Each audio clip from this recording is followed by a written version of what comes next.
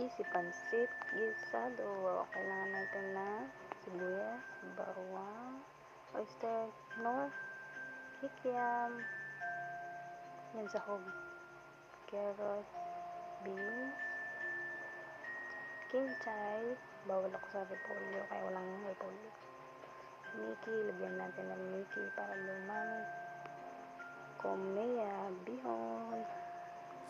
Ayan, prito muna natin yung kikiam.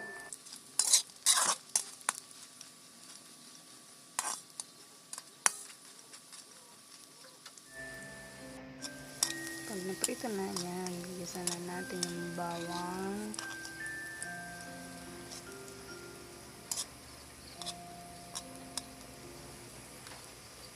And then, sibuyas.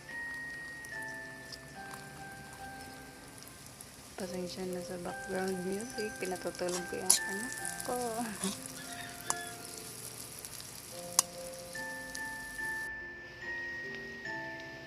Yan.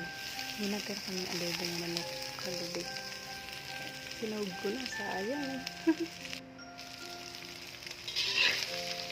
Yan. Halo-haloin lang natin. Pagsama-samahan na natin. Yan. Lalabasan ito. Pansit na lasang kikiam. Okay lang yun. Tapos lagyan na natin na patis na mga labrador. Tanta-tanta lang. Higang ko pala ng coconut noise chicken. Ilan na rin natin yung carrot at beans. Lang halo-halo. Halo lang ng halo. Halo lang ng halo. Birthday mo yung biyahe ko. Pero ang pansit. Nakakaloko. Ayan. Biglang naluto. Thank you sa panonood.